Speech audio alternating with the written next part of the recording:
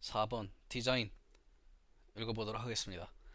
애플 고객은 심플하고 세련되고 혁신적이면서도 사용이 편리한 제품을 높이 평가하며 애플이 앱스토어에 기대하는 바도 이와 같습니다. 훌륭한 디자인의 앱을 출시하는 것은 각 개발자의 몫이지만 최소한 다음 기준을 충족해야 앱스토어에서 승인을 받을 수 있습니다. 또한 앱을 승인받은 이후에도 지속적인 업데이트를 통해 앱이 정상적으로 작동하도록 유지하여 기존 고객과 신규 고객에게 매력적인 사용 경험을 제공해야 합니다. 작동하지 않거나 수준 미달의 경험을 제공하는 앱은 언제든지 앱스토어에서 삭제될 수 있습니다. 네, 그렇다고 하고요. 바로 어떤 항목들이 있는지 한번 쭉 읽어보도록 하겠습니다. 4.1, 4.2, 4.3, 4.4, 5, 6, 7, 8, 9, 9가지 큰 항목들이 있네요. 빠르게 읽어보도록 하겠습니다. 자, 4.1 모방. 본인의 아이디어로 앱을 제작해야 합니다. 네, 표절하지 말란 거겠죠? 애플은 여러분에게 많은 아이디어가 있다는 것을 이미 알고 있습니다. 그 아이디어를 앱에 표현해 주시기 바랍니다. 단순히 앱스토어의 최신 인기 앱을 모방하거나 다른 앱의 이름이나 UI를 조금 바꿔서 사용하지 말고 직접 만든 앱으로 심사를 받으십시오. 다른 앱을 모방하는 것은 지적 재산권 침해 소송을 당할 위험이 있을 뿐 아니라 앱스토어에서 탐색하기 어려워지며 동료 개발자에게도 공정하지 못한 일입니다. 다른 앱이나 서비스를 사칭하는 앱을 제출하는 것은 개발자 행동 수칙을 위반한 것으로 간주되어 애플 디벨로퍼 프로그램에서 제명될 수 있습니다. 자, 앱 표절을 하면은 개발자 프로그램에서 제명될 수 있다고 하는데 앱스토어 심사팀이 앱스토어에 출시된 앱을 모두 알고 있는 건 아닐 텐데 과연 정말로 실질적으로 표절 앱을 잡아낼 수 있을지는 잘 모르겠습니다만 혹여나 연습 차원에서 기존에 존재하는 앱을 그대로 클론 코딩해서 개발하는 것까지 좋은데 그거를 앱스토어 심사를 제출한다던가 그런 일은 없겠죠. 당연히 표절은 하지 않으시리라고 믿습니다. 다음 4.2 최소한의 기능. 앱에는 웹사이트를 단순히 바꾼 수준을 넘어서는 기능, 콘텐츠, UI가 있어야 합니다. 특별히 유용하거나 고유하지 않은 앱 같지 않은 앱은 앱스토어에 등록할 수 없습니다. 앱 같지 않은 앱. 정확히 무슨 의미인지 모르겠는데 계속 읽어보면 지속적인 오락적 가치 또는 적절한 유용성을 제공하지 못한 앱은 거부될 수 있습니다. 자, 유용하지 못한 앱은 거부될 수 있다. 음, 굉장히 기준이 애매하네요. 단순히 노래 한 곡이나 동영상 한 편을 담은 앱은 아이튠즈 스토어에 제출해야 합니다. 그 아이튠즈 스토어를 통해서 노래나 동영상을 배포가 가능한데 일종의 앨범 같은 거라고 해야 될까요? 어, 앱의 형태로 내 음원을 발매를 한다던가 그런 게 가능은 할 거잖아요. 다만 그런 것들은 이런 아이튠즈 스토어에 제출하는 것이 더 적절한 방법이기 때문에 거부될 수 있다라는 얘기인 것 같습니다. 책이나 게임 설명서는 애플 북스토어에 제출해야 합니다. 네, 라고 합니다. 저도 사실 그런 상상은 해봤거든요. 책을 한 권 써가지고 내가 따로 이걸 출판사를 껴서 출판하기보다 이거를 딱 이 책 한 권만을 위한 앱을 만들어서 전자책 형태로 앱을 만들어서 앱스토어에 제출을 하는 거죠. 그러면은 어떻게든 내 책을 출판을 하지 않았습니까? 그런 상상은 해봤는데 지금 이 항목을 읽어보니까 그거는 거부될 만한 사유인 것 같네요. 애플 북스토어 그런 경우는 애플 북스토어를 사용하라 라고 하고 있습니다.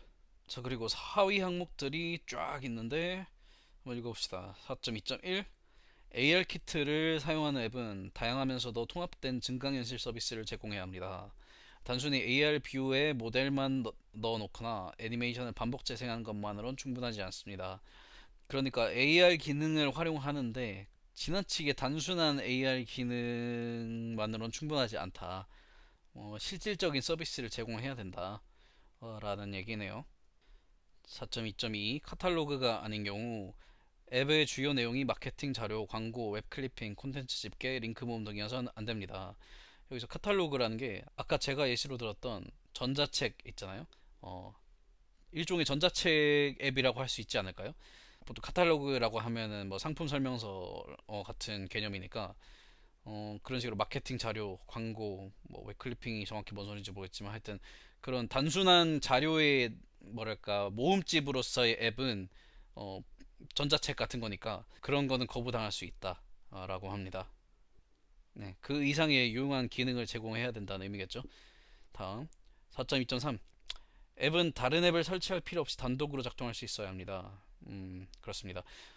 다른 앱을 설치를 유도해서 그 앱과 연계해서 동작할 수밖에 없게 해놨거나 그러면 안 된다는 거겠죠. 독자적인 기능이 무조건 있어야 될 것 같습니다. 그리고 초기 실행 시 작동하기 위해 추가 리소스를 다운로드해야 하는 앱은 다운로드하기 전에 리소스 크기를 공개하고 사용자에게 승인을 요청해야 합니다. 이거는 모바일 게임을 좀 해보신 분들이라면 익숙한 부분일 것 같은데 앱을 업데이트하고도 추가적으로 앱 런타임 상황에서 추가적인 패키지를 다운로드 받아서 설치를 해야 되는 경우가 많습니다.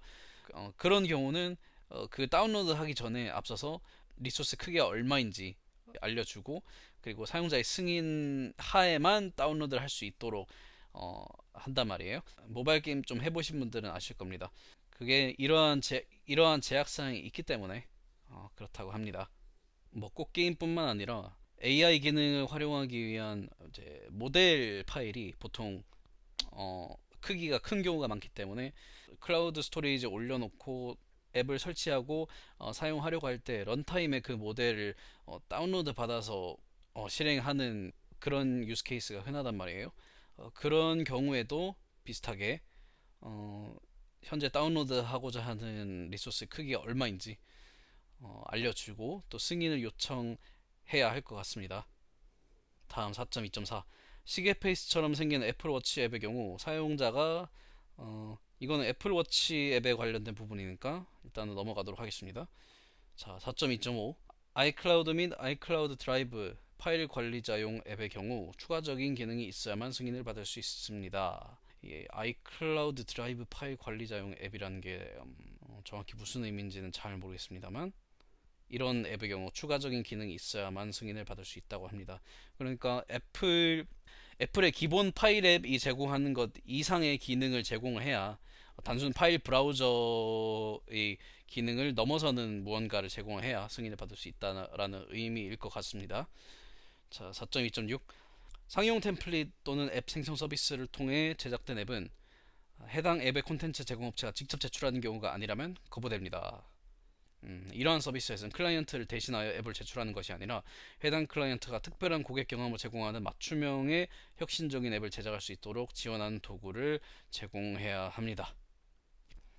자, 상용 템플릿 또는 앱 생성 서비스를 통해 제작된 앱. 그러니까 제작자가 직접 제작한 게 아니라 어떤 특정한 서비스를 통해서 외주를 맡긴 거라고 해야 될까요? 앱 생성 서비스라고 하면 어떤 사례가 있는지 잘 모르겠어서 잘은 모르겠지만 아무튼 본인이 직접 개발한 것이 아니라 다른 어떤 서비스에 위탁해서 만들어진 그런 앱이라면 콘텐츠 제공업체가 직접 제출하는 경우가 아니라면 거부된다. 그러니까 대리 제출을 하면 안 된다는 얘기일 것 같아요. 예를 들어 외주 개발이라고 하면은 그 외주 개발사의 계정으로 제출을 하면 안 되고 외주를 의뢰하는 클라이언트가 직접 계정을 만들어서 그 클라이언트가 제출을 해야 한다라는 의미일 것 같습니다. 어떻게 보면 당연한 얘기긴 하죠. 네, 다음 문장에 비슷한 얘기가 나온 것 같아요. 해당 클라이언트가 특별한 고객 경험을 제공하는 맞춤형의 혁신적인 앱을 제작할 수 있도록 지원하는 도구를 제공해야 합니다. 그러니까 앱을 제출하는 것은 클라이언트고 이런 상용 템플릿 또는 앱 생성 서비스를 제공하는 업체는 도구를 제공해야 된다. 라고 좀 어렵게 풀어 쓴 것 같습니다. 앱을 제출하는 것은 클라이언트, 도구를 제공하는 것은 이러이러한 서비스들이다 라는 얘기인 것 같습니다. 템플릿 제공업체에 허용되는 또 다른 옵션은 종합적 또는 선택 모델로 모든 클라이언트 콘텐츠를 호스팅하는 단일 바이너리를 만드는 것입니다. 예를 들어 각 클라이언트 식당에 대해 별도의 맞춤형 항목 또는 페이지를 제공 식당 찾기 앱 또는 각 클라이언트 이벤트에 대해 별도의 항목을 제공하는 이벤트 앱. 여기서 예시로 든 거는 그런 거일 것 같아요. 키오스크 앱이라든가 테이블 오더 앱 같은 거 있잖아요. 수많은 클라이언트들이 이 앱을 다운받아서 자신의 데이터를 넣어서 자신이 커스터마이즈해서 자신의 방식대로 쓸 수 있게 해주는 그런 어떻게 보면 플랫폼으로서의 앱이라고 해야 될까요? 그런 케이스들을 말하는 것 같아요. 다만 이 종합적 또는 선택 모델로 모든 클라이언트 콘텐츠를 호스팅하는 단일 바이너리라는 게 정확히 그런 의미인지는 모르겠습니다. 클라이언트 콘텐츠를 호스팅하는 단일 바이너리라고 하면은 제가 아까 설명드린 그 사례가 맞는 것 같긴 한데, 종합적 또는 선택 모델이라는 게 대체 어떤 의미인지 잘은 모르겠습니다. 하지만 예시로 든 걸 보니까 그런 게 맞는 것 같아요. 키오스크 앱이나 뭐 테이블 오더 앱 같은 거, 그런 케이스들은 허용이 된다라는 얘기를 하고 있습니다. 다음 4.2.7. 자, 여기서 원격 데스크톱 클라이언트라고 하면은 이제 데스크톱이라고 하니까 맥OS를 말하는 거겠죠. 그래서 여기는 넘어가도록 하겠습니다. 읽어보니까 iOS에 해당하는 내용은 아닌 것 같기는 해요. 여기 iOS 뭐 어쩌고저쩌고 나오긴 하는데 뭐 그런 얘기는 아닌 것 같고, 아무튼 넘어가도록 하겠습니다. 자, 그렇게 해서 7가지 하위 항목들을 모두 읽어봤고, 최소한의 기능적으로 앱이 이러한 이 정도의 조건들을 만족을 해야 부실하지 않은 앱으로서 심사를 통과할 수가 있다. 종합적으로 그런 얘기를 하고 있습니다. 다음 4.3으로 넘어가도록 하겠습니다. 자, 스팸. 동일한 앱의 번들 아이디를 여러 개 생성하지 마십시오. 앱을 특정 지역, 스포츠팀, 대학교용 등 여러 버전으로 만드는 경우 하나의 앱만 제출하고 앱 내 구입을 사용하는 방법을 고려해 보십시오. 자, 이건 그런 얘기 같아요. 동일한 앱의 번들 아이디를 여러 개 생성하지 마라. 그러니까 예를 들어 내가 에브리타임 앱을 만드는데, 에브리타임 뭐 서울대 버전, 에브리타임 연세대 버전을 클라이언트를 따로 만들고 싶어. 그래서 com.everytime. 뭐 snu 뭐 com.everytime 뭐 또 뭐 연세 어쩌고 저쩌고 이런 식으로 해서 똑같은 앱인데 번들 아이디를 다르게 해서 여러 번 제출하지 마라, 그런 얘기를 하는 것 같습니다. 그런 케이스의 경우 하나의 앱으로 제출을 하고 앱 내 구입을 통해서 서로 다른 버전으로 분기시키는 방법을 고려하라고 하고 있습니다. 뭐 적절한 비유는 아니겠지만 에브리타임을 예를 들어 에브리타임이 유료 앱이다. 그 안에서 서울대 학생증을 구입을 하면은 이제 서울대 에브리타임을 쓰는 거고, 연세대 학생증을 구입하면 이제 연세대 에브리타임이 되는 거죠. 뭐 당연히 적절한 사례는 아니겠지만 뭐 비유를 하자면 그렇다라는 겁니다. 또한 이미 포화 상태인 카테고리에 앱을 더 등록하지 않도록 합니다. 앱스토어에는 이미 충분히 많은 방귀, 트림, 손전 등 운세, 데이트, 술자리 게임, 카마수트라 앱 등이 존재합니다. 그러니까 이미 시장에 너무 많이 나와 있는 단순한 앱은 가급적이면 제출하지 말아라. 예를 들어 이 손전등 앱 같은 경우는 구현하기도 간단하고 하다 보니까, 특히나 이 스마트폰 시장 초창기에는 수많은 손전등 앱들이 막 쏟아져 나왔잖아요. 기본적으로 하는 기능은 그냥 손전등 켜주는 것 뿐인데, 이런 것들은 이미 시장에 너무 많기 때문에 가급적이면 제출하지 말아라. 이러한 앱은 고유의 우수한 경험을 제공하지 않는 한 승인되지 않는다. 뭔가 나만의 킬링 포인트가 없으면은 승인되지 않으니까 가급적이면 제출하지 말아라. 네. 스팸 앱을 애플 스토어에 유포하면 애플 디벨로퍼 프로그램에서 제명될 수 있습니다. 자, 여기서 스팸 앱이라는 단어가 처음 나왔는데, 스팸 앱이라고 하는 게 정확히 뭘까요? 다만 지금까지 위에서 설명한 사례들, 동일한 앱의 여러 가지 버전 혹은 진부해진 앱, 이런 것들을 설명을 했으니까 이게 그런 것들을 통틀어서 스팸 앱이라고 표현하는 게 아닐까 싶습니다. 그런 것들을 유포하면 제명될 수 있다. 조치가 너무 빡센 것 같은데, 그런 의미가 맞는지는 모르겠습니다만 아무튼 제명될 수 있으니까 조심하도록 합니다. 자, 4.4. 확장 프로그램. 확장 프로그램을 호스팅하거나 포함한 앱은 반드시 앱 확장 프로그래밍 설명서, 그리고 사파리 앱 확장 프로그램 설명서, 사파리 웹 확장 프로그램 설명서를 준수해야 하며, 필요에 따라 설정 인터페이스 및 도움말 화면과 같은 일부 기능을 갖춰야 합니다. 자, 확장 프로그램이라고 하면은 익스텐션이죠. 이 익스텐션이라는 게 꼭 iOS 앱에만 해당되는 건 아니고 여러 가지 케이스들이 있는데, 보면 사파리 앱 확장 프로그램, 사파리 웹 확장 프로그램 등등이 있는데, 크롬으로 따지면 크롬 익스텐션을 말하는 거고, 사파리 앱 확장 프로그램이라고 하면 잘 모르겠는데, 잠깐 들어가 보면, 네, 우리가 사파리 브라우저에서 익스텐션을 설치해서 사파리의 기능을 확장하는 그것이 있는 것처럼, 모바일 사파리 모바일 사파리 브라우저 앱을 앱의 기능을 모바일 사파리 브라우저 앱의 기능을 확장을 하는 그런 또 기능이 있는 것 같아요. 그걸 사파리 앱 익스텐션이라고 하는 것 같은데 정확한지 모르겠습니다만 아무튼 사파리 앱과 웹의 기능을 확장할 수 있는 그런 프로그램을 말하는 겁니다. 그리고 앱 확장 프로그램이라고 하면은 앱 익스텐션 섹션이 또 따로 있는데 예전에 한번 본 적이 있었는데 이 앱 익스텐션도 종류 굉장히 많아요.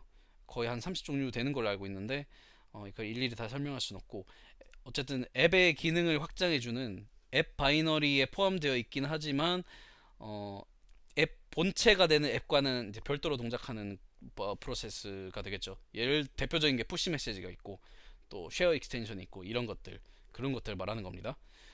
하여튼 그런 프로그램을 호스팅하거나 포함하는 앱은 반드시 여기서 링크한 문서들을 읽고 그 제약사항들을 준수를 해야 한다고 합니다. 필요에 따라 설정 인터페이스 및 도움말 화면 같은 일부 기능을 갖춰야 합니다. 필요에 따라 어, 의무적으로 갖춰야 될 기능들이 또 있나 보네요.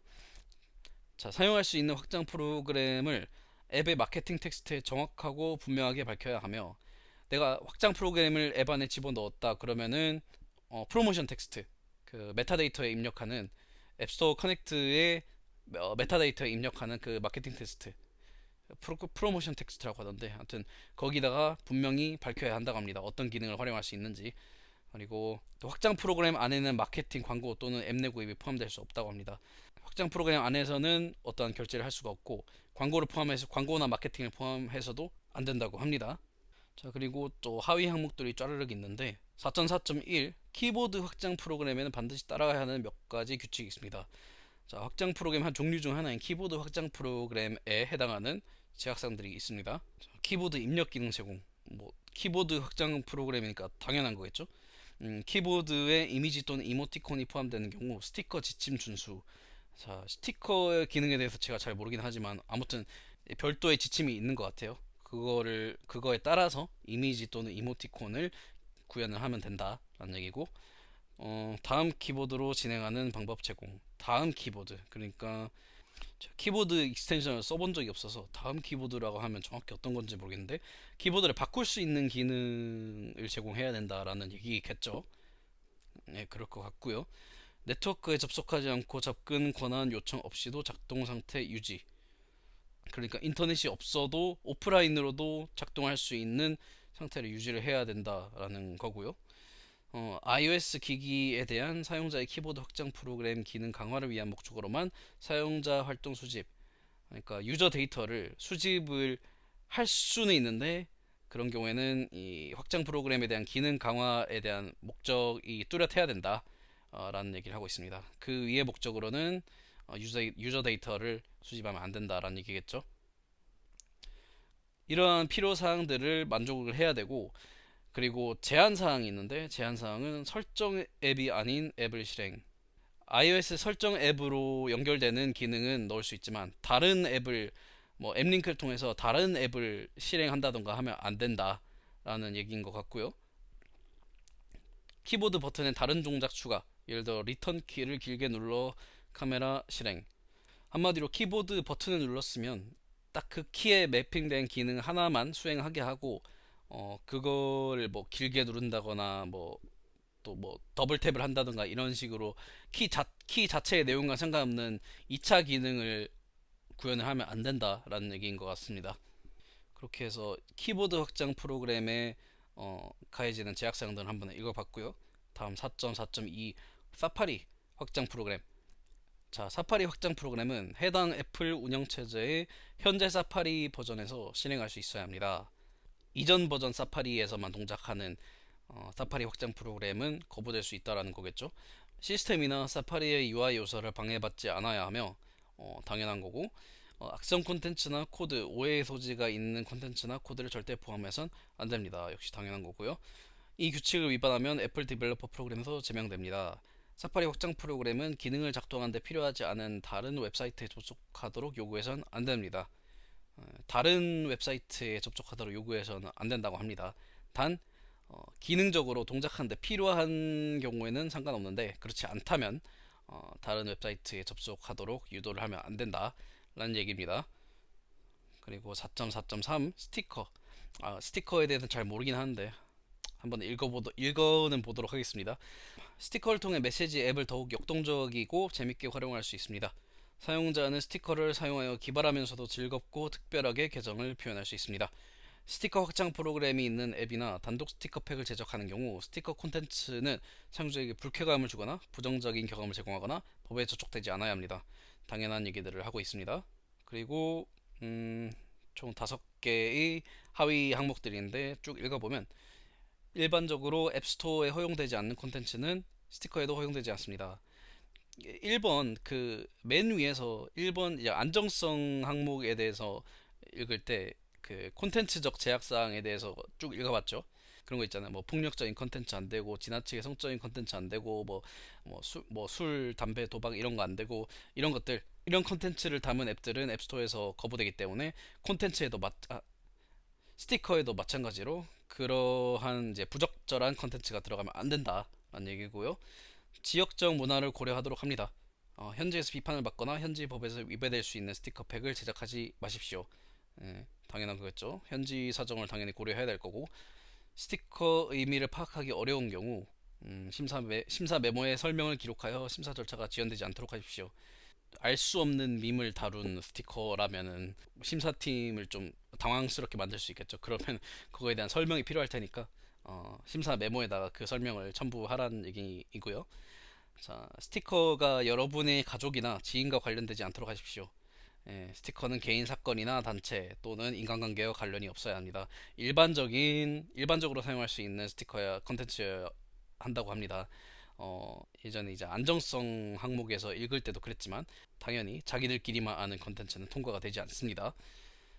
자, 그리고 스티커의 콘텐츠와 관련된 모든 필수적인 저작권, 상표권, 초상권이 있어야 하며 사용 허가를 받아야 합니다. 또한 제출할 권리를 승인받은 경우에만 스티커를 제출할 수 있습니다. 또한 요청 시 검증 가능한 문서를 제출해야 합니다. 사용할 권리를 획득하지 않은 스티커 콘텐츠가 있는 앱은 앱스토어에서 삭제되며 이를 계속 위반하면 디벨로퍼 프로그램에서 제명됩니다. 다른 제공업체에 의해 본인의 콘텐츠가 침해되었다고 판단되는 경우 여기로 클레임을 제출해 주십시오. 자, 저작권, 상표권, 초상권 문제를 해결을 하고 그리고 경우에 따라서 그 승인을 받았다라는 거를 검증 가능한 문서를 제출해야 될 수도 있다고 합니다. 그걸 위반하면 프로그램에서 제명될 수 있고 만약 다른 개발자가 본인의 컨텐츠를 무단으로 사용했다라고 판단되면 여기 링크를 통해서 클레임을 제출하라고 합니다. 그래서 iMessage 스티커 혹은 스티커 팩 이런 것들을 제작할 때 알아야 할 그러한 제약사항들을 한번 쭉 읽어봤습니다.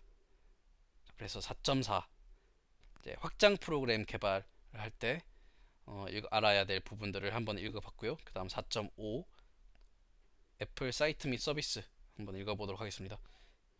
4.5는 4.5.1, 2, 3, 4, 5, 6까지 있는데 빠르게 읽어봅시다. 4.5.1 앱의 아이튠즈 스토어 RSS 피드와 같이 승인된 애플 RSS 피드를 사용하는 것은 허용되지만 애플 사이트, 예를 들어 애플닷컴, 아이튠즈 스토어, 애플 앱스토어, 앱스토어 커넥트 개발자 포털 등에 있는 정보를 긁어오거나 이러한 정보를 이용해 순위를 생성하지 않아야 합니다. 일단 RSS라는 게 이게 뭐였더라? 일종의 디지털 저작물을 개괄적으로 표현하는 어떠한 XML 형식으로 알고 있는데 RSS 블로그처럼 컨텐츠 업데이트가 자주 일어나는 웹사이트에서 업데이트된 정보를 쉽게 구독자들에게 제공하기 위해 XML 기초로 만들어진 데이터 형식. 한마디로 자주 업데이트가 일어나는 어떤 디지털 컨텐츠를 쉽게 제공하기 위해 XML 기반으로 만들어진 데이터 포맷. 이걸 RSS라고 하는데 아이튠즈 스토어 RSS 아이튠즈 스토어에서 사용하는 RSS 포맷이 또 있나 봐요. 그래서 그런 것과 같이 이런 승인된 애플의 RSS 피드를 사용하는 것은 허용되나 애플닷컴, 아이튠즈 스토어 뭐 이런 애플에서 제공하는 다른 어떤 사이트 지금 보고 있는 이 개발자 문서 페이지도 애플 사이트죠. 애플 사이트 일부죠. 그런 애플에서 운영하는 그런 웹사이트 등에 있는 정보를 긁어오거나 그러니까 웹 크롤링해서 애플의 웹사이트를 크롤링해서 그러한 정보를 이용해 순위를 생성하지 않아야 합니다. 이 순위라고 하는 게 뭐 정확히 어떤 의미로 봐야 될까요? 원문을 보면 create rankings using this information. 정말 말 그대로 순위를 만들면 안 된다라고 하는데, 네, 정확히 뭔 소리인지 모르겠습니다만, 아무튼 애플 공식 승인된 RSS 피드가 없는 일반적인 애플의 웹사이트에서 데이터를 크롤링해서 어떤 컨텐츠를 만들면 안 된다라는 얘기로 요약을 할 수 있을 것 같습니다. 자, 다음 4.5.2 애플 뮤직. 애플 뮤직에 대해서 또 세 가지 항목들이 있는데 iOS의 뮤직 키트를 사용하면 앱 및 게임에서 기본적으로 애플 뮤직 및 로컬 음악 보관함의 음악을 재생할 수 있습니다. 네, 그렇다고 합니다. 뮤직 키트를 사용하면 iOS 앱에서 혹은 게임에서 애플 뮤직으로 저장된 어떤 플레이리스트를 재생할 수 있고 혹은 그냥 로컬에 저장된 어떠한 이제 음원을 재생할 수 있는 기능을 제공하나 봐요. 이 뮤직 키트를 통해서 사용자가 애플 뮤직 계정에 대한 권한을 제공하면 그러니까 권한을 묻겠죠. 물론 이제 현재 애플 계정 혹은 디바이스에서 가지고 있는 음원을 재생하려고 하면 권한이 필요할 테니까 권한을 요청하겠죠. 그래서 권한을 제공하면 앱에서 플레이리스트를 생성하고 보관함에 노래를 추가하고 애플 뮤직 카탈로그에 있는 수백만 곡의 노래를 재생할 수 있습니다. 네, 한마디로 애플 뮤직의 기능을 사용할 수 있다는 소리겠죠. 사용자가 직접 애플 뮤직 스트리밍을 시작해야 하고 재생, 일시정지, 건너뛰기 같은 표준 미디어 컨트롤을 사용해서 재생 중인 곡을 탐색할 수 있어야 합니다. 사실 애플 뮤직 앱을 활용하는 어떤 앱을 사용해 본 적은 없긴 한데 아무튼 애플 뮤직 앱이 아닌 다른 앱에서 애플 뮤직을 통해서 어떤 음악 스트리밍, 음악 재생을 하려면 사용자가 직접 스트리밍을 시작해야 된다. 그러니까 직접 사용자가 재생 버튼을 눌러서 스트리밍을 재생을 시작해야 된다라는 얘기겠죠. 현실에서 어떤 사례가 있을지는 잘 모르겠지만 그렇다고 합니다. 재생 일시정지 건너뛰기 같은 이런 표준 미디어 컨트롤을 사용해서 재생 중일 곡을 탐색할 수 있어야 합니다. 익숙한 방법으로 유저가 마치 애플 뮤직 앱을 직접 사용하는 것처럼 익숙한 방식으로 조작을 할 수 있어야 된다는 소리겠죠. 또한 앱에서 애플 뮤직 서비스, 예를 들어 앱 내 구입, 광고, 사용자 정보 요청으로 연결하는 비용을 요구하거나 간접적으로 상품화하지 않아야 합니다. 자, 이건 뭔 소릴까요? 또 애플 뮤직 서비스로 연결하는 비용을 요구하거나 간접적으로 상품화하지 말아 않아야 합니다. 애플 뮤직과 연동하는 기능은 애플에서 제공하는 기능인데 이거를 빌미로 해서 어떤 비용을 요구하면 안 된다는 소리겠죠. 뮤직 키트 문서에서는 명시적으로 허용하는 경우를 제외하고 뮤직 키트 API에 있는 음악 파일을 다운로드 또는 업로드하거나 공유할 수 있도록 하면 안 됩니다. 뮤직 키트에서 어떤 허용된 특수한 케이스들을 명시를 해놨나 봐요. 그런 경우들을 제외하고 음악 파일을 직접 다운로드 혹은 업로드하거나 공유를 할 수 있는 기능을 만들면 안 된다 라고 말하고 있습니다. 아마 애플에서 자체적으로 막아놨을 것 같긴 해요. 정확히 말하자면 뮤직키트 API에 있는 음악 파일을 다운로드, 업로드, 공유하면 안 된다라는 얘기죠. 뮤직키트를 거치지 않고 그냥 단순 파일 공유라면 상관없겠죠. 다음, 뮤직키트 API는 보다 전문적이고 복잡한 음악을 통합하는 데 필요한 사용권을 대체할 수 없습니다. 저작권 문제를 해결할 수 없다는 거겠죠. 예를 들어 앱에서 특정 상황에 특정 노래를 재생하거나 소셜미디어에 공유할 수 있는 오디오 또는 비디오 파일을 재생하려는 경우 저작권자에게 직접 문의하여 허가를 받은 후 사용해야 합니다. 앨범 커버 및 기타 메타데이터는 음악 재생 또는 재생 목록과 연결된 상태에서만 사용할 수 있으며 앱의 기능을 표시하는 앱스토어 스크린샷 포함 저작권자의 별도 허가 없이 마케팅 또는 광고 목적으로 사용하면 안 됩니다. 앱의 애플 뮤직 서비스를 통합할 때 애플 뮤직 아이덴티티 지침을 따라야 합니다. 그러니까 뮤직키트 API를 사용한다고 해서 저작권 문제가 해결되는 게 아니기 때문에 내 앱에서 특정 오디오 혹은 비디오 파일을 사용하려 한다면 예를 들어 인스타그램에서 릴스 같은 거 만들 때 저희가 음원을 같이 붙이잖아요. 그런 식으로 음원을 긁어와서 새로운 오디오 혹은 비디오 파일을 생성하려 할 때 그 저작권자와 협의를 해서 이제 허가가 미리 받아져야 된다라는 의미겠죠. 물론 이게 구체적으로 어떤 식으로 이루어지는지는 잘 모르겠습니다만 아무튼 저작권 문제는 저작권자에게 직접 문의하여 해결을 해야 한다고 합니다. 앨범 커버 및 기타 메타데이터는 음악 재생 또는 재생 목록과 연결된 상태에서만 사용할 수 있으며 이건 또 어떻게 받아들여야 될지 모르겠네요. Cover art and other metadata may only be used in connection with music playback or playlist. 그러니까 음원 혹은 플레이리스트가 재생되고 있을 때에만 앨범 커버나 다른 그 음원 혹은 플레이리스트와 연관된 메타데이터를 사용할 수 있다. 굉장히 애매하네. 그러니까 예를 들어 어떤 음원의 앨범 커버를 앱 내에서 표시하는데 그건 해당 음원을 재생하고 있지 않으면 그 앨범 커버를 표시할 수 없다 이런 의미인가요?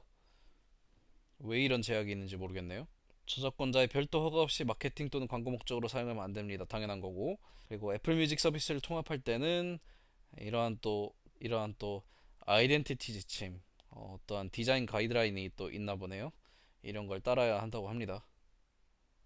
네, 굉장히 뭐가 또 많은데 네, 이런 배지라든가 아이콘, 버튼, 목업 이런 것들에 대한 디자인 가이드라인과 리소스를 제공하고 있습니다. 여기에 따르라고 합니다. 애플 뮤직 서비스와 연동을 할 때는.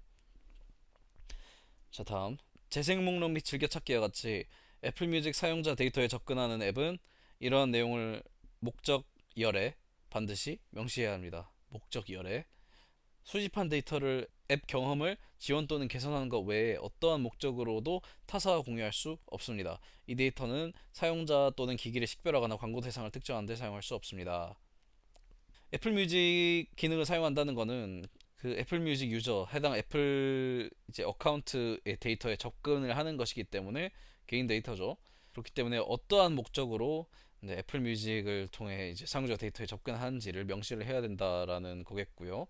그리고 그렇게 해서 수집한 개인 데이터를 타사와 공유할 수 없는데 예외가 되는 케이스들이 앱 경험을 지원 또는 개선하는 것, 앱 자체의 기능을 부스트할 수 있는, 앱 자체의 기능을 개선할 수 있는, 강화할 수 있는 그런 케이스를 제외하고 이런 데이터들을 공유할 수 없다라는 겁니다. 물론 식별 정보로서도 사용할 수 없고 광고를 목적으로도 사용할 수 없다라는 얘기입니다. 그래서 애플 뮤직에 대한 항목들을 좀 읽어봤고 다음 4.5.3 애플 서비스, 게임 센터 또는 푸시 알림 등을 스팸, 피싱, 사용자가 수신 동의하지 않은 메시지 발송 등에 악용하지 말아야 합니다. 게임을 잘 안 해서 게임 센터가 정확히 무슨 기능을 하는지는 잘 모르겠습니다만 어, 푸시 알림, 네, 푸시 알림 같은 건 확실히 스팸, 피싱 뭐 이런 목적으로 사용될 수 있겠죠. 게임 센터를 통해 알게 된 이용자의 아이디, 별칭 또는 기타 정보를 사용하여 역방향 조회, 추적, 연결, 마이닝, 수집 또는 기타 다른 방법으로 부당하게 이용하려고 하지 마십시오. 물론 게임 센터가 정확히 어떤 기능을 제공하는지 전 잘 모르겠지만 아무튼 이를 통해서 알게 된 이용자의 아이디나 별칭도 어떻게 보면 개인 데이터죠. 이런 이용자 데이터를 이용해서 이러이러한 것들을 하지 말아라. 뭐 너무 당연한 거겠죠. 개인 데이터에 관해 지금까지 계속 했던 얘기고 이를 위반한 개발자는 제명됩니다. 네, 그렇다고 합니다. 애플 서비스의 기능을 악용해서 이러이러한 스팸 피싱 뭐 이런 잘못된 목적을 추구하면 안 된다는 겁니다. 자, 4.5.4 푸시 알림이 앱을 작동하는 필수 요건이 되어서는 안 되며 그렇죠. 푸시 알림도 유저의 권한을 요청하기 때문에 이게 필수가 되면은 좀 곤란하겠죠. 권한을 거부한 상태에서도 앱이 정상 최소한의 기능은 정상 작동할 수 있도록 해야 된다고 아까 위에서도 얘기를 했던 것 같은데 그렇기 때문에 푸시 알림이 필수 요건이 돼서 안 된다.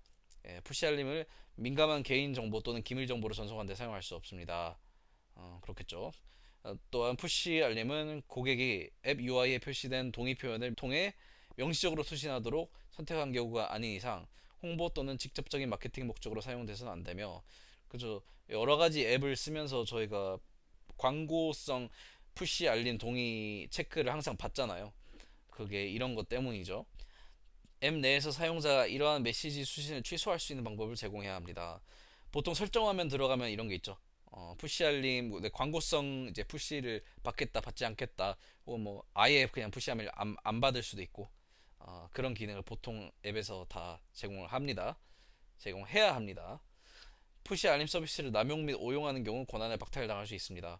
너무 많이 보내도 그렇겠죠. 어, 아무리 광고성 푸시 알림 수신 동의를 체크했어도 막 무슨 1분에 한 개씩 보낸다 이러면 좀 많이 선을 넘죠. 그럴 경우에는 권한을 박탈당할 수도 있다고 합니다.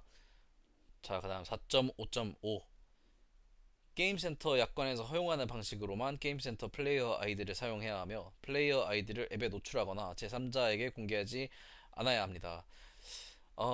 얘기했다시피 게임 센터가 정확히 어떤 기능을 제공하는지는 잘 모르지만 얘기하는 걸로 봐선 게임 센터에서 플레이어 아이디라는 게 존재하고 어, 이거를 노출시키면 안 되나 봐요. 이 플레이어 아이디라는 것은 플레이어는 인지하지 못하게 앱 내에서만 내부적으로 다뤄야 될 정보인 것 같고요.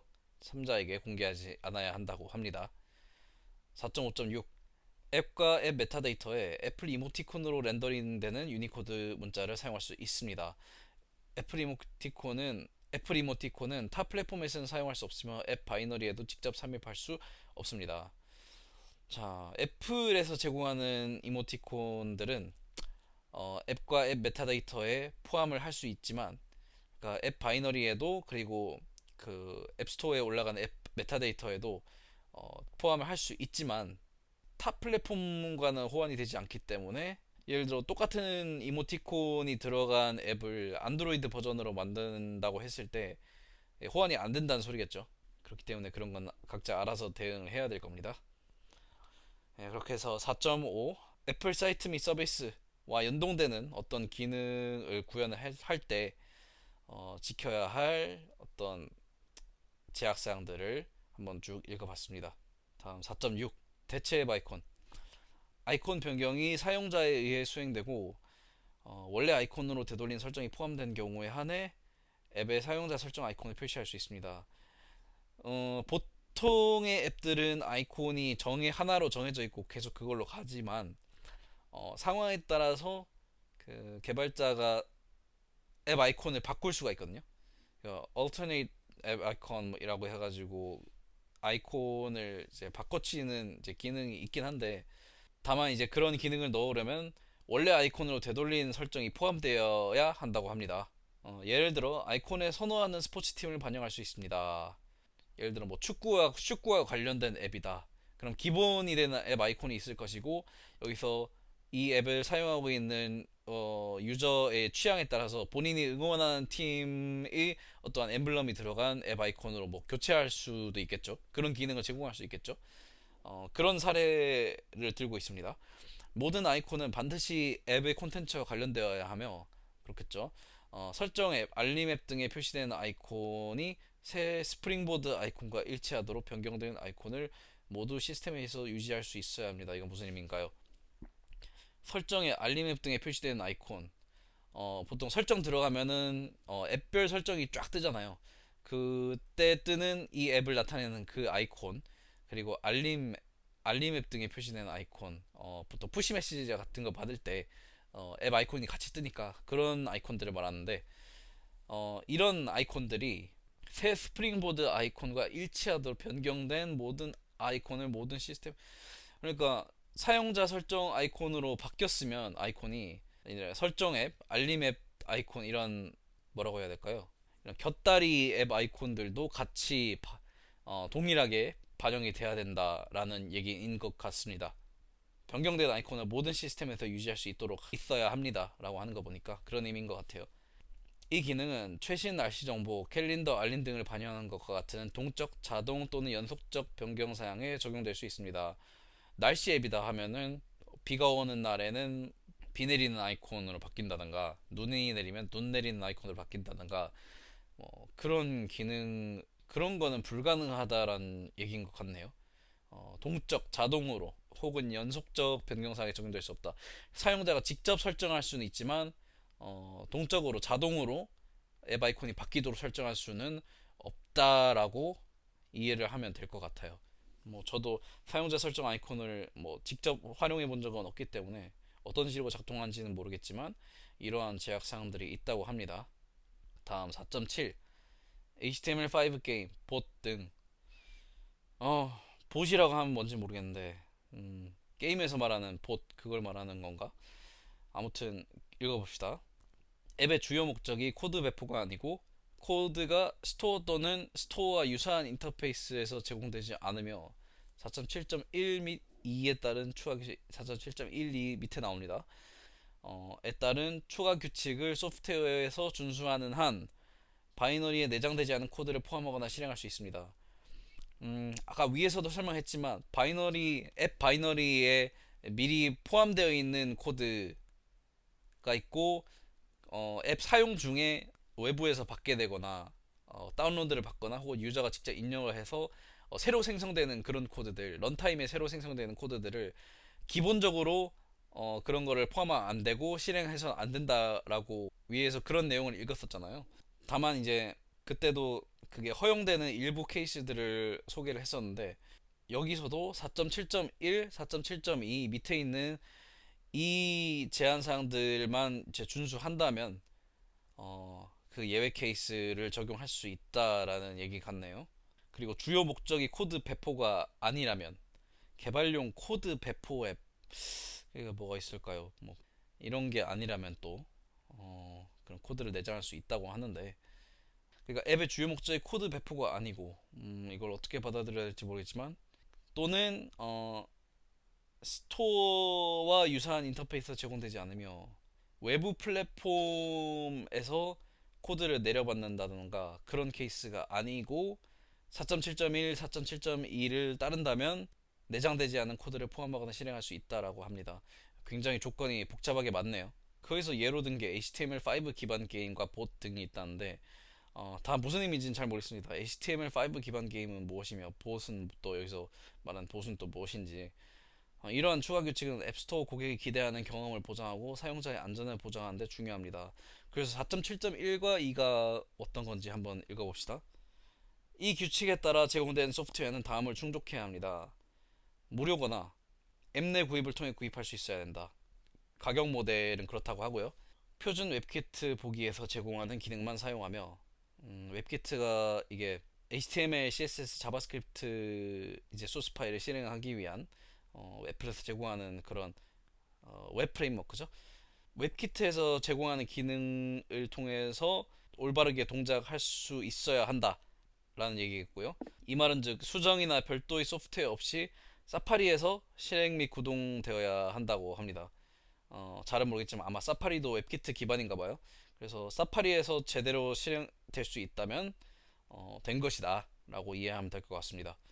웹키트 및 자바스크립트 코어를 사용해 이제 자바스크립트 코어는 애플 OS 위에서 자바스크립트 코드를 실행하기 위한 프레임워크로 알고 있습니다. 저도 뭐 테스트 삼아 한번 써보긴 했는데 아무튼 웹키트 및 자바스크립트 코어를 사용해 타사 소프트웨어를 실행하며 타사 소프트웨어로 기본 플랫폼 API를 확장하거나 공개하려고 시도하지 않아야 합니다. 그러니까 웹키트와 자바스크립트 코어라는 애플에서 제공하는 어떤 프레임워크를 통해서 소프트웨어를 실행해야 하고 그리고 이 외부 소프트웨어를 통해서 기본 플랫폼 API 그러니까 애플에서 제공하는 기능을 확장하거나 공개하려고 시도하면 안 된다. 정리하면 우리가 짜놓은 이 웹키트와 자바스크립트 코어라는 판 안에서만 놀고 이 울타리 밖을 넘지 말아라 라는 얘기인 것 같습니다. 자, 애플 디벨로퍼 프로그램에 등록하고 애플 디벨로퍼 프로그램의 사용권 계약에 서명한 개발자가 제공하는 소프트웨어여야 합니다.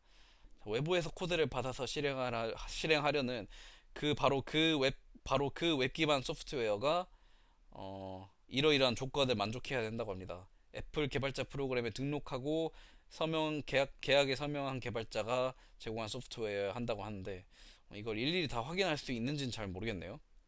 다음, 실제 돈을 사용한 도박에 연결되는 접근 권한을 제공하지 않아야 합니다. 실제 돈을 사용하는 도박에 연결하면 안 된다. 예, 라고 하고요. 이런 앱스토어 심사 지침, 예를 들어 부적절한 콘텐츠를 포함하지 않음을 준수해야 하며, 그죠? 앱스토어 심사 지침, 그러니까 이 페이지 전체 앱뿐만 아니라 이 앱에서 실행하려는 외부 소프트웨어 역시 현재 보고 있는 이 심사 지침을 전부 만족해야 된다. 라고 합니다. 그리고 디지털 상품 또는 서비스를 판매하지 않아야 합니다. 그렇죠. 이제 디지털 상품 서비스 등을 판매하려면은 이제 앱 바이너리 안에서 팔아야지 애플이 통제하지 못하는 어떠한 플랫폼에서 금전적 거래가 이루어지는 걸 원치 않겠죠. 애플은 그렇다고 합니다. 읽다 보니까 이런 이제 제한 사항들을 이제 고려해야 될 케이스들이 좀 생각이 나는데, 예를 들어서 게임인데 그 게임을 앱 바이너리에서 실행하는 게 아니라 앱 안에서 웹뷰를 띄워놓고 그 웹뷰 안에서 어떤 특정 웹페이지를 불러와서 이제 웹앱으로 동작하는 거죠. 웹앱으로 동작하는 그런 게임, 그런 게 있다 칩시다. 그리고 게임 안에서 게임 아이템을 구매할 수 있는 그런 상점 페이지가 있다고 칩시다. 그런 건 당연히 애플은 인앱 결제를 통해서, 애플의 인터페이스를 통해서 애플의 수수료를 내면서 그런 아이템 거래가 이루어지길 바라겠죠. 근데 웹에서 돌아가는 이제 소프트웨어라면 그런 건 애플이 통제할 수 있는 부분이 아니니까, 게임이 아니더라도 일반적인 웹 기반 앱이 모두 해당하는 부분일 것 같아요. 앱 바이너리 자체는 기능이 그렇게 많지 않지만 대부분의 기능이 앱 안에 웹뷰가 있고 그 웹뷰가 로드하는 웹페이지에서 대부분의 기능을 수행한다고 했을 때, 앱의 컨텐츠나 기능의 변화가 일어날 때는 항상 새로 배포를 해야 되기 때문에 애플이 항상 심사를 하고 그래서 제어를 할 수 있지만, 웹 기반 콘텐츠라면 애플이 제어할 수 있는 영역이 아니기 때문에, 그렇기 때문에 이런 여러 가지 제약 사항들을 넣은 것 같아요. 그 안에서 뭐 서비 디지털 상품을 판매해서도 안 되고, 그 안에서 일어나는 모든 활동들도 다 이제 앱스토어 심사 지침을 만족해야 되고, 도박과 연결되면 안 되고, 웹 기반 콘텐츠들도 다 그 웹 기반 콘텐츠를 개발한 사람들도 모두 이 애플 디벨로퍼 프로그램에 가입하고 계약에 서명한 사람이어야 되고, 그리고 웹키트와 자바스크립트 코어로 이제 커버되지 않는 기능을 포함해서 안 되고, 이런 것들을 보면 그 웹 기반 콘텐츠들도 애플의 플랫폼 안으로 최대한 종속시키려는 그런 제약 사항으로 보이죠. 그래서 이러이러한 규칙들을 충족해야 한다고 합니다. 그리고 4.7.2, 요청 시 앱에서 사용 가능한 소프트웨어 및 메타데이터의 새 기능을 제공해야 합니다. 어, 이것도 마찬가지로 애플이 직접적으로 컨트롤하지 못하는 웹 컨텐츠를 최대한 제어를 하기 위해서 니들이 어떤 기능을, 어떤 콘텐츠를 제공하는지 그걸 한번 쫙 리스트업해서 우리한테 줄 수 있어야 된다라고 제약사항을 주는 것 같아요. 소프트웨어 제공자의 애플 디벨로퍼 프로그램 팀 아이디와 앱 심사 시 소프트웨어가 상기 요건을 준수하고 있음을 확인하기 위해 사용할 URL을 포함해야 합니다. 그러니까 아까 위에서 말했듯이 애플 디벨로퍼 프로그램에 등록된 개발자가 개발한 소프트웨어여야 한다고 했잖아요. 그래서 그, 그 개발자가 속한 팀 아이디, 그리고 아까 위에서 읽었던 이 요건들을 준수하고 있음을 확인할 수 있는 URL을 포함해야 한다고 합니다. 굉장히 복잡하게 만들어 놨네요. 자기들이 직접 제어할 수 없는 부분이다 보니까 굉장히 까다롭게 보는 것 같아요. 근데 사실 저도 웹앱을 뭐 좀 만들어 봤지만 대부분의 경우에는 이런 것들을 일일이 신경 써야 될 필요는 아마 없을 거예요. 이제 웹키트 자바스크립트 코어로 구현되지 않는 기능, 일반적인 기능들 중에선 잘 없을 거고, 모르겠어요. 이제 웹 기반 게임 같은 경우는 잘 모르겠는데 그냥 일반적인 서비스 앱이라면 크게 이 웹키트와 자바스크립트 코어의 성능을 기능을 벗어나는 건 잘 없을 거고, 보통 웹앱 같은 경우는 같은 앱을 만드는 같은 개발자가 개발을 하기 때문에 이것도 뭐 크게 사실 신경 쓸 필요는 없는 거고, 어, 도박 뭐 당연하고요. 이제 컨텐츠 앱스토어 심사 지침 뭐 당연하고, 되게 제약사항이 많은 것 같지만 대부분의 웹앱을 개발할 때는 크게 문제가 될 부분은 아마 없을 거라고 생각을 합니다. 다만 상황에 따라서 애플이 요청을 할 수 있기 때문에 어, 소프트웨어 및 메타데이터 색인을 미리 준비해 두고, 이러이러한 제약 조건을 만족하고 있다, 이런 조건을 충족하고 있다라는 것을 명시하고 있는 문서를 준비를 해 두는 게 더 안전할 것 같습니다. 웹앱을 개발하시는 분들, 특히 뭐 여기서 예시로 들고 있는 HTML5 게임 혹은 봇이 뭔지 모르겠어요. 이런 걸 개발하고 계신 분들은 그 정도만 기억하시면 아마 될 것 같습니다. 그렇게 해서 4.7 읽었고요. 4.8, 애플 로그인. 앱에서 사용자의 기본 계정을 설정 또는 인증하기 위해 타사 또는 소셜 로그인 서비스를 사용하는 앱은 애플로 로그인 역시 동등한 옵션으로 제공해야 합니다.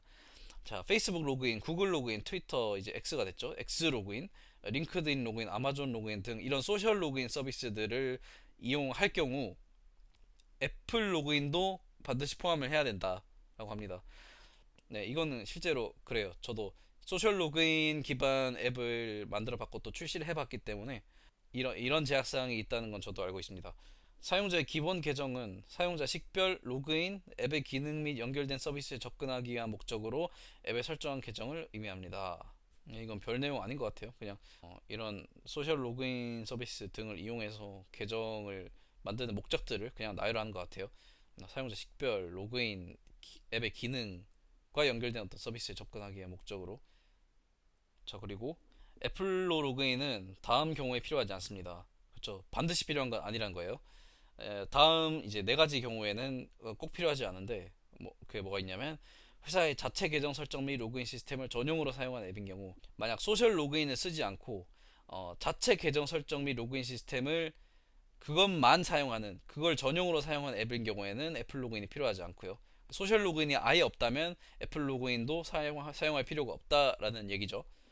그리고 사용자가 기존의 교육 또는 기업 계정을 사용해 로그인해야 하는 교육 기업 또는 비즈니스 앱인 경우 뭐 예를 들어 특정 회사에서만 사용하는 그룹웨어다 특정 학교에서만 사용하는 어떤 그런 학교용 소프트웨어다 그러면은 해당 기업 또는 학교에서 사용하는 어떤 계정이 또 있을 거잖아요. 그거와 연동해서 구현된 로그인을 사용한다면 그렇죠. 굳이 애플 로그인을 사용할 필요가 없을 것이고요. 그것도 어떻게 보면 자체 로그인 시스템이라고 볼 수 있겠죠. 그리고 또 정부 또는 업계 지원 주민 확인 시스템이나 전자 아이디를 서명하여 사용자를 인증하는 앱인 경우 그러니까 우리나라로 따지면 주민등록 번호라든가 전자 아이디 그러니까 모바일 신분증 이런 것들을 이용해서 어떤 그런 공공 인증 시스템을 사용하여 사용자를 인증하는 앱인 경우에는 애플 로그인이 필요 없다고 하고요. 그리고 특정 타사 서비스의 클라이언트인 앱으로 사용자 콘텐츠에 접근하려면 메일, 소셜 미디어 또는 기타 타사 계정에 직접 로그인해야 하는 경우 이거는 무슨 의미죠? 원문을 보도록 할게요. Your app is a client for a specific third-party service and users are required to sign into their mail, social media or other third-party account directly to access their content. 이거는 특정 타사 서비스의 클라이언트인 앱. 네, 이건 정확히 무슨 소리인지 잘 모르겠습니다. 아시는 분 좀 설명 좀 부탁드릴게요. 그냥 왜 이렇게 말을 어렵게 써놓은지 모르겠어요. 뭐 하여튼 이런 경우에 한해서 애플 로그인은 필요하지 않다라고 합니다. 정리하자면 소셜 로그인을 사용할 때는 반드시 애플 로그인도 포함을 해야 된다. 그 외의 경우에는 사실상 뭐 필요가 없다라고 보면 될 것 같습니다. 자, 그럼 4.9 마지막 이제 스트리밍 게임. 자, 스트리밍 게임은 모든 지침을 준수하는 한 앱스토어에 등록할 수 있습니다. 예를 들어 게임이 업데이트될 때마다 심사를 위해 제출해야 하고 이거 아까 이제 웹앱 관련된 이제 얘기를 하면서 했던 얘기랑 되게 비슷할 것 같은데 어, 스트리밍 게임이란 거는 애플이 제어할 수 없는 영역에서 자사 혹은 타사의 소프트웨어를 내려받아서 실행을 하는 개념과 이제 비슷하잖아요. 그러다 보니 아마 비슷하게 취급할 수 있을 것 같은데 게임이 업데이트 될 때마다 스트리밍 되는 게임이 업데이트 된다고 해서 반드시 앱을 다시 심사를 받아야 될 이유는 없겠죠. 이건 웹과 같은 거니까. 게임의 컨텐츠들은 외부 플랫폼에 있다 보니까 애플이 제어할 수 있는 영역이 아니잖아요. 그렇기 때문에 애플이 그걸 제어하기 위해서 게임이 업데이트 될 때마다 심사를 새로 받으라고 하네요. 그리고 검색력 적절한 메타데이터를 제공해야 하며 아까 위에서 뭐 메타데이터 색인을 뭐 제공해야 된다 라는 얘기가 있었는데 그거랑 비슷한 내용인 것 같고요. 그리고 게임에서 앱 내 구입을 사용하여 아이템 또는 기능 잠금을 해제할 수 있어야 합니다. 그러니까 게임 내에서 어떤 아이템이나 기능을 구매를 할 때는 앱 내 구입을 사용하여 사용할 수 있어야 된다라는 얘기를 하고 있고요. 물론 언제든 열려있는 인터넷과 웹브라우저 앱을 이용하여 앱스토어 외부의 모든 사용자에게 다가갈 수 있습니다. 그러니까 온라인 게임일 경우 안드로이드 유저가 있을 수도 있고 PC 유저가 있을 수도 있잖아요. 그 사람들과 상호작용하는 것은 문제가 없다라는 얘기 같아요. 꼭 애플 플랫폼을 사용하는 사용자끼리만 어떻게 매칭을 해줄 필요는 없다라는 얘기인 것 같습니다.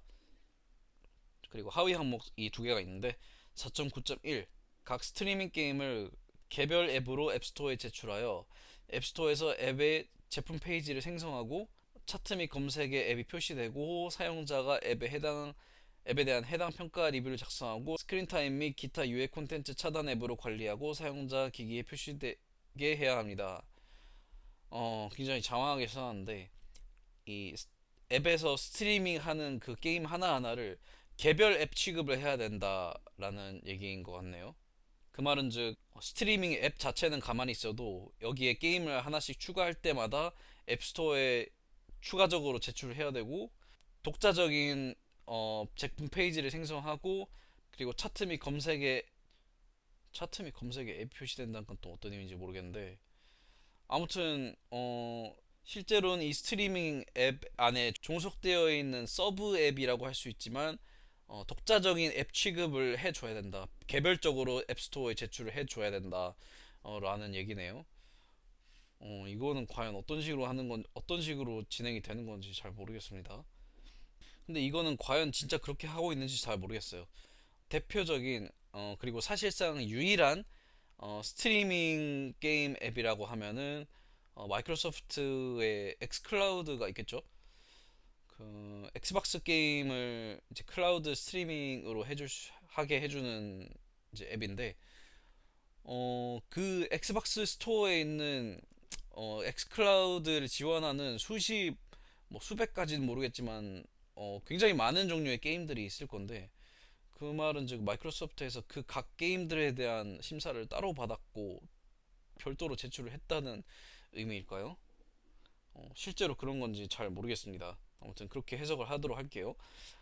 그리고 4.9.2 스트리밍 게임 서비스는 앱이 모든 지침을 준수하는 경우에만 사용자에게 앱 내 구입을 통한 구독, 결제 및 애플 로그인 사용 옵션을 비롯해 사용자가 서비스에 가입하고 앱스토어에서 게임을 찾을 수 있도록 앱스토어에 카탈로그 앱을 제공할 수 있습니다. 모든 지침을 준수할 경우에만 이러이러한 방법으로 사용자가 서비스에 가입을 하고 그리고 앱스토어에서 게임을 찾을 수 있도록 앱스토어에 카탈로그 앱을 제공할 수 있다라고 합니다. 카탈로그 앱에 포함된 모든 게임은 개별 앱스토어 제품 페이지에 연결해야 합니다. 이제 카탈로그 앱이라는 게 거듭말하지만 정확히 뭔지 모르겠어요. 하지만 이제 단어 자체에서 주는 뉘앙스가 앱 스토어에 여러 가지 앱들을 올려놨고 그것들을 한데 모아서 링크해 놓은 설명서 같은 앱인 것 같아요. 그렇, 그렇기 때문에 이 카탈로그 앱에 포함된 모든 게임들은 개별 앱스토어 페이지, 개별 앱스토어 제품 페이지에 연결해야 합니다. 어떻게 보면 당연한 거겠죠? 이게 진짜 카탈로그로서의 기능을 한다면 당연히 개별 앱으로 연결될 수 있는 기능이 있어야겠죠. 근데 이 4.9.2는 너무 당연한 게 아닌가 싶은데요. 모든 지침을 준수하는 경우에만 무엇을 할 수 있고, 그렇죠. 당연히 지침을 모두 준수해야만 무언가를 할 수 있겠죠. 너무 당연한 얘기를 하고 있는 것 같아서 좀 당황스럽네. 아무튼 스트리밍 게임은 아마 개발한 사람, 해본 사람도 잘 없고, 할 사람도 잘 없을 거기 때문에, 아마 이게 많은 분들이 이 부분을 잘 이해하지 못하고 계실 것 같습니다. 저도 그렇고요.